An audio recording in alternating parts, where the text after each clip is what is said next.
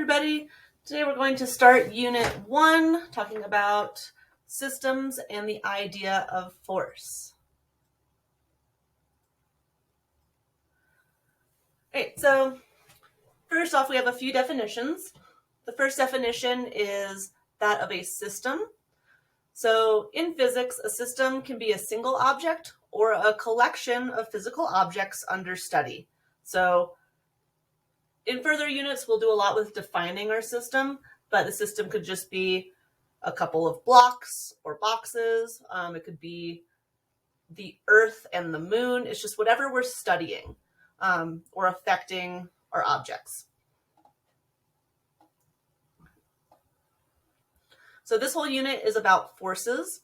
So the definition of a force can be thought of as a push or a pull on a system.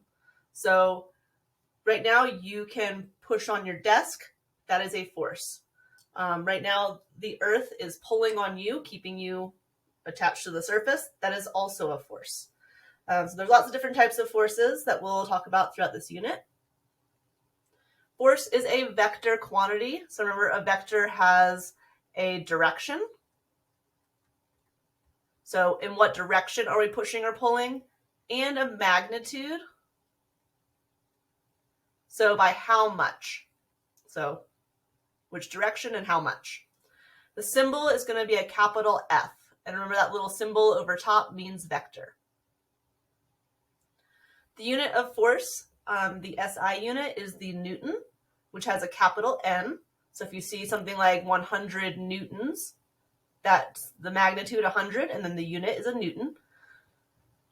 The English unit is the pound. So pound is a measure of force. So how many pounds can you push with, or how many pounds do you weigh? Things like that are forces.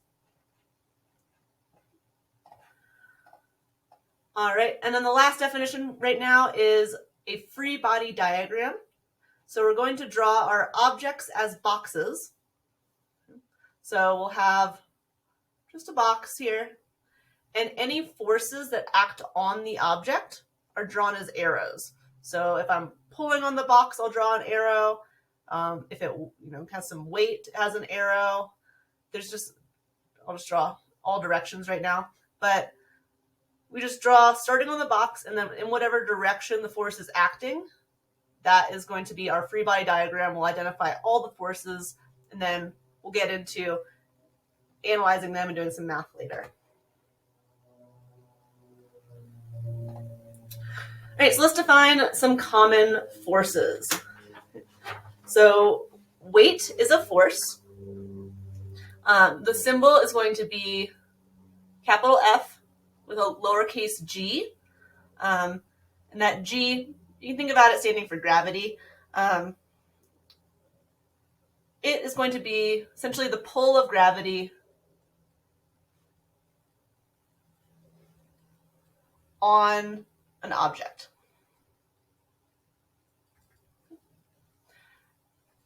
This is always directed down, but it's essentially the center of the Earth or whatever planet you're standing on. So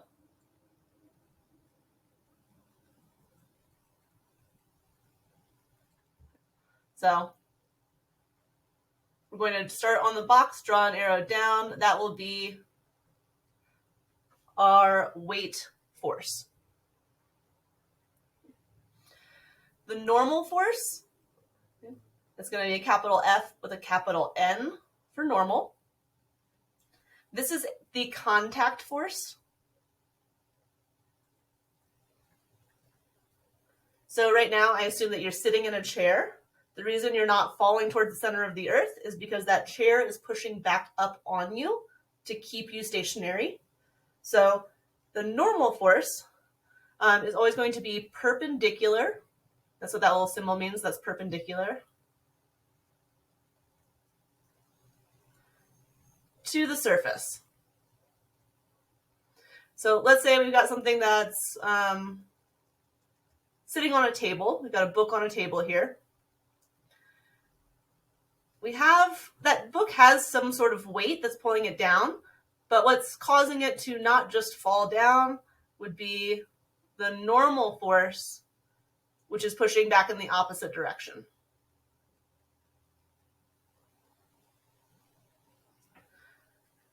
All right, next one is friction. So let's say we have this same book, but it's on an incline. And it's just sitting there. So let's say we've got a slanted desk here, but the book is stationary. So again, we have weight, which is pulling straight down. Our normal force is going to be perpendicular to the surface. So that normal force is going to be pushing in this direction, perpendicular to the table.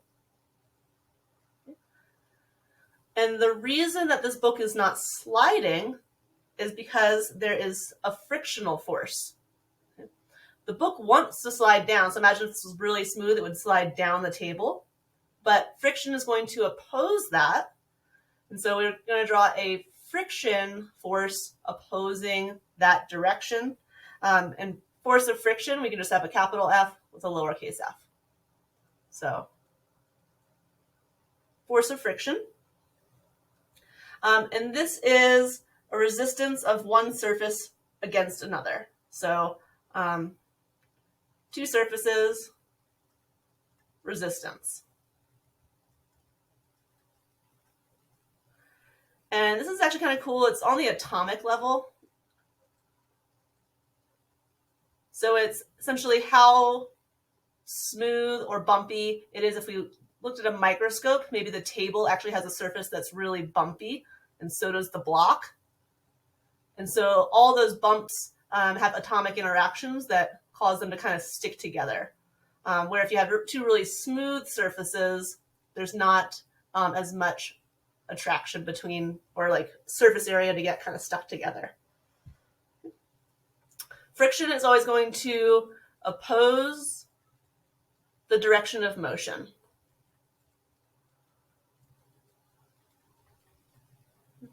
So if something is, you're sliding a book across a surface in this direction, friction will oppose that slide. All right, and then the last one we'll talk about is the spring force. So an S for spring here. Okay. So let's say we've got a spring attached to the wall, and I pull this block to the right. So imagine this is like a slinky attached to a block. So if I pull this to the right with some sort of applied force, so I'm going to pull with some force to the right, the spring is going to essentially pull in the other direction. So my spring force will oppose that pull. Same thing if I was to squish the spring would push back in the other direction. So springs apply forces when they're stretched or compressed.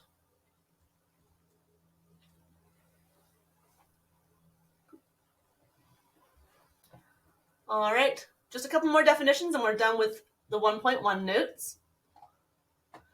So Newton's first law, there's going to be 3 laws.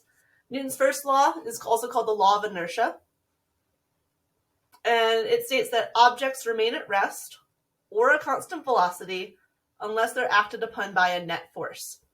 In class, we're going to define net force a little bit more, but I just want you to get this definition down. But the idea is that things like to remain at rest or kind of keep going in the same direction with some velocity unless there's something pushing or pulling on them.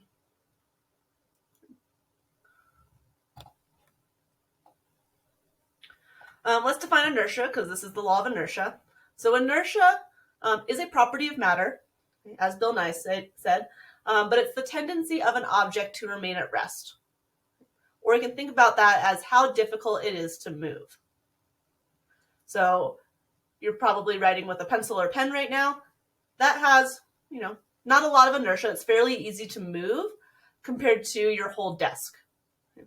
So think about how hard something is to move. That means it has a lot of inertia. And the way we measure inertia is with mass. So mass is a measure of inertia. It's essentially a measure of how much stuff something is made of. But you can think about mass is a measure of how hard something is to move.